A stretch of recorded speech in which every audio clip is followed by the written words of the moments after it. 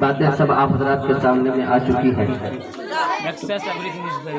میں شروع کرتا ہوں اس بنیاد سے کہ جب میں یہاں پر آیا تو کچھ بچوں نے تقریر کی اور کچھ نے نعت پڑھا اور ماشاءاللہ کچھ بچوں نے جو تقریریں پیش کی ہیں اس کا انداز گفتگو بہت ہی اچھا رہا. اللہ ان کی عمروں میں برکت عطا فرمائے اور ان کو ترقی عطا فرمائے. بابو گڑبڑ نہ کرو، دیکھو یہی نظام گڑبڑ ہوتا ہے. دیکھو آئندہ اس کا خیال رہے، ٹھیک ہے؟ پہلے پورا کام ہو جائے اس کے بعد سب کام ہوگا. اب اتنا آسان نہیں اس نظام کو قابو پانا آپ لوگوں کو. بھائی کچھ حضرات پیچھے آ جائیں، بڑے حضرات آ جاؤ اور بچوں کو تھوڑا کنٹرول کیجیے. آپ لوگ بھی تھوڑا جس طرح پہلے آپ نے سنجیدہ ماحول بنایا تھا، تھوڑی دیر کے لیے اتنا ماحول بنایا. دیکھیے اس کو بگاڑنے کی کوشش نہ کریں.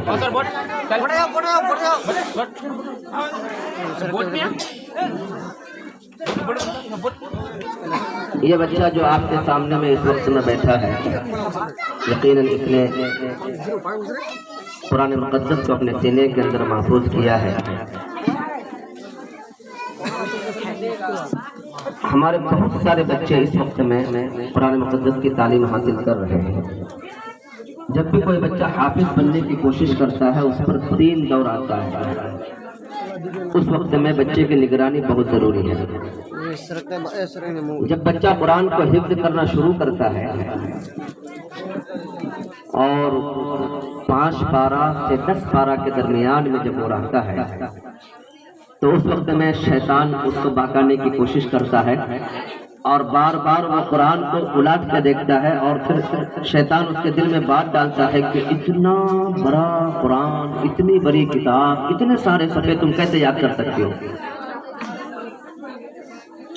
اب دیکھیں گے کہ ہمارے علاقے میں بہت سارے بچے 8 پارے 9 پارے 10 پارے 15 پارے کے حافظ ہوں گے. اس وقت میں اپنا رخ بدل دیتا ہے اور مجھے کہنے میں کوئی جھجک بھی نہیں ہے. انہی بچوں میں ایک بچہ یہ بھی ہے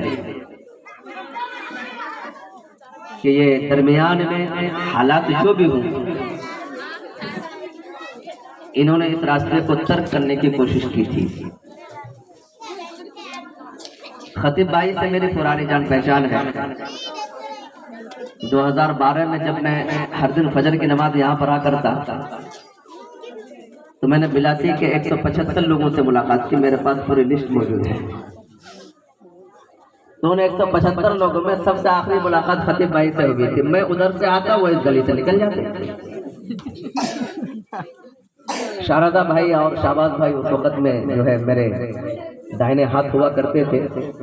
اب شاردا بھائی چونکہ بڑا آدمی بن گیا ہے اس لیے کبھی ملاقات بھی نہیں کرتا ہے. بہرحال تو میں نے ان لوگوں کو پہرا بٹھایا تھا کہ دیکھو خطیب بھائی کدھر سے گزر رہا ہے، ہم سے ملاقات کرانی. ایک دن پھنس گئے وہ اسی گلی میں، پیچھے والی گلی میں. تو ایک وقت آتا ہے اس وقت میں بچہ بھاگنے کی کوشش کرتا ہے. کچھ احساس کمتری بھی ہوتی ہے. جو بچہ ٹوپی پہران لگا کر کے جب چلتا ہے اور خاص طور پر شادیوں میں جب پہنچتا ہے اور اس وقت دوسروں کو بچوں کو دیکھتا ہے بالکل ایک دم ٹپ ٹاپ میں اور وہ ٹائی فائی میں دیکھتا ہے تو اس وقت میں اس بچے کے اندر احساس کمتری ہوتی ہے کہ میں نے اس راستے کو کیوں چنا. بعض بچے تو وہیں سے اپنا پلٹی مار دیتے ہیں. اور پھر جب بچہ 15 پارہ سے 20 پارے کے بیچ میں ہوتا ہے پھر اس وقت میں ایک مرتبہ شیطان اس کے پیچھے لگتا ہے. آج میں کشن گیا تھا، مولانا خالد صاحب اسلام پور سے آ رہے تھے. ان کے مدرسے کا ایک بچہ بھاگ گیا تھا، ڈر نہیں آتا.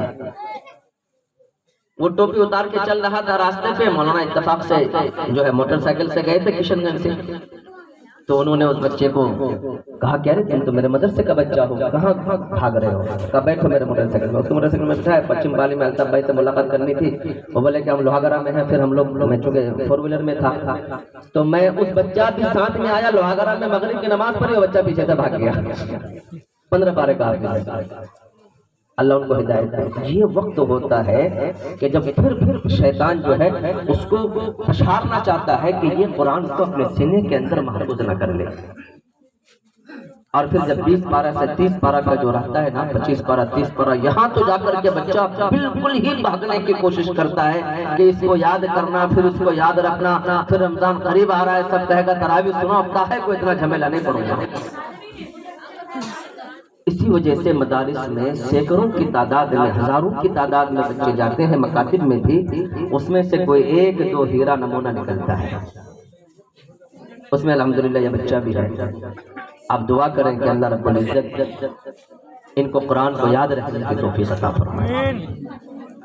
مسئلہ یاد کرنا نہیں ہے، اللہ کہتا ہے وَلَقَدْ يَسَّرْنَا الْقُرْآنَ لِلذِّكْرِ فَهَلْ مِن مُدَّكِرٍ۔ اللہ فرماتا ہے کہ اگر کوئی قرآن کو یاد کرنا چاہے تو اللہ فرماتا ہے کہ میں نے یاد کرنا اس کے لیے آسان کر دیا۔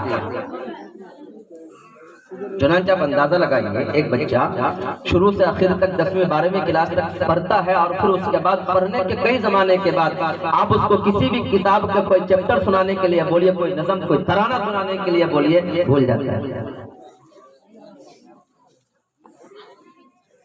مگر قرآن ایک ایسی کتاب ہے 40 سال 50 سال ہو جاتا ہے، 70 سال ہو جاتا ہے، اس کے باوجود بھی وہ حافظ قرآن کو بھولتا نہیں ہے۔ یہی تو معجزہ ہے۔ میں آخری بات کہا کہ دعا کروں گا کیونکہ کھانا وغیرہ بھی ہے۔ قرآن کو یاد کرنا بہت بڑی بات ہے، لیکن اس سے زیادہ بڑی بات جو ہے اس کو یاد رکھنا۔ قرآن مقدس کے اندر ایک آیت میں اللہ فرماتا ہے کہ بعض لوگ ایسے ہوں گے جن کو حشر کے میدان میں اندھا اٹھایا جائے گا، وہ اللہ سے سوال کریں گے یا اللہ میں تو دنیا کے اندر بینا تھا، میں دیکھ سکتا تھا، آپ نے اندھا کیوں اٹھایا؟ تو اللہ کی طرف سے جواب آئے گا جس طرح تو نے میرا قرآن کو بلا دیا ایسی میں نے تجھے اندھا کر دیا۔ قال رب لما حشرتنی اعمیٰ وقد كنت بصیرا، آپ نے مجھے اندھا کیوں حشر کے میدان میں اٹھایا؟ میں تو دیکھنے والا تھا۔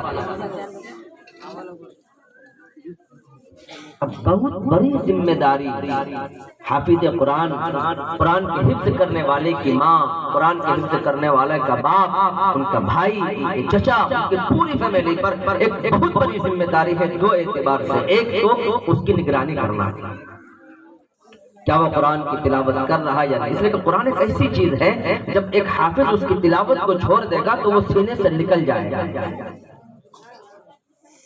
نکل جائے گا۔ ایک تو یہ، دوسرا نظر انداز کرنا ہے، اس لیے کہ جو حافظ بنے گا وہ سب سے زیادہ بدمعاشی کرے گا۔ ایک عام بچہ ہے، اس کے پیچھے کوئی شیطان نہیں، کوئی بات نہیں، ٹھیک ہے یہ تو میرا ہی کام کر رہا ہے۔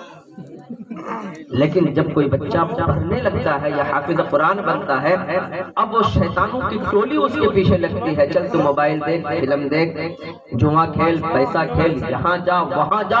یہ سارے جو شیطانوں کی ایک پوری ٹولی ہوتی ہے وہ اس حافظ قرآن کے پیچھے لگ جاتی ہے کہ جس مقام پر یہ پہنچا ہے وہاں سے اس کو گراؤ۔ اور کچھ لوگوں کو بھی وہ شیطان ساتھ کر لیتا ہے، اسی وجہ سے آپ دیکھیں گے کہ اچھا حافظ صاحب گلی کھلائی، ہاں جانے میں آتی حافظ صاحب جانی نا، اور پناہ موبائل دو جانی نہیں تو وہ شیطانوں کے ساتھ کچھ لوگ ہو جاتے ہیں۔ ایک بات یاد رکھیں، حضرت شیخ مولانا زکریا رحمۃ اللہ تعالی علیہ نے لکھا ہے کہ حافظ اور عالم یعنی تعلیم والے، یہ جو اللہ والے ہیں، یہ اللہ والے لوگ ہیں، انہوں نے لکھا ہے کہ ان کی غلطیوں کو نظر انداز کرو۔ ممکن ہے جو علم اس نے اپنے سینے کے اندر رکھا ہے اس علم کی بنیاد پر اللہ اس کو نجات دے دے، مرنے سے پہلے توبہ کی توفیق دے دے، اور اللہ اپنے رحمت کے سائے میں اس کو جگہ دے دے، تمہارے پاس تو کچھ بھی نہیں ہے، تم کیا امید لگائے رکھتے ہو؟ اس لیے 2 باتیں، ایک تو نگرانی کرنی ہے کہ یہ قرآن کی تلاوت کر رہا ہے یا نہیں، ہمت اور حوصلہ دینا ہے، اور دوسری بات یہ ہے کہ غلطیوں کو نظر انداز کرنا ہے۔ نظر انداز کا کیا مطلب ہے؟ نظر انداز کا مطلب یہ نہیں کہ ہم ان کو نہ ڈانٹیں، تنبیہ ضروری ہے مگر تنبیہ کو دائرے میں رہ کے کرنا ہے، تفصیل کا موقع نہیں۔ اور تیسری چیز، ہمارے علاقے میں سب سے بڑی مصیبت کیا ہے کہ جب بچہ حافظ یا مولوی بن جاتا ہے تو وہ اب ایک باپ کے 4 بیٹے ہیں، اس میں ایک بیٹا جو ہے بیچارہ انجینئر بن گیا، ایک ٹھیکیدار بن گیا اور ایک ٹیلر بن گیا، اور وہ سب جو ہے 25,000 50,000 لاکھ روپے میں نہ کما رہا ہے۔ اب ایک بچہ حافظ بن گیا بیچارہ، اب حافظ صاحب کو کیا ملتا ہے؟ جو مکتب میں لوگ پڑھاتے ہیں جو ہے مفتی صاحب وغیرہ، ان لوگوں کو پوچھئے کیا ملتا ہے؟ 100 روپے مشکل سے آدمی دیتا ہے، 200 روپے مشکل سے دیتا ہے، اگر 1000 روپے کہیں دے دے تو نور والا نور۔ اب بیچارہ کیا پیسہ کمائے گا؟ وہ تو 5000 مشکل سے میں کہہ رہا ہوں 5000، ورنہ تو عام طور پر میں دیکھتا ہوں مکاتب میں 3000 4000 اور کیا حضرت ایسا ہی ہے 3000 4000 5000، پتہ نہیں اللہ کیسی برکت دیتے ہیں کہ وہ تو پھر مکتب پڑھانے والوں کے کپڑوں کے کریج بھی کبھی نہیں ٹوٹتی ہے، یہ بھی ایک عجیب بات ہے۔ اب باپ کیا سوچتا ہے کہ میرا 3 بیٹا جو زیادہ پیسہ کما کے دے رہا ہے یہ حافظ بھی دے۔ اسی وجہ سے جب گھر بنانے کی بنیاد ڈالتا ہے تو کہتا کہ تو تینوں جناب نے بنا پیسہ دے وہ تو بن بھی نہیں دینی پڑی۔ یہ حالات ہیں ہمارے یہاں پر، اس لیے بھائیوں کا سپورٹ، والدین کا سپورٹ، جب ایک حافظ قرآن ایک عالم دین کے ساتھ میں ہوگا تبھی وہ اس چیز کو باقی رکھ پائے گا، اس چیز کو باقی رکھ پائے گا۔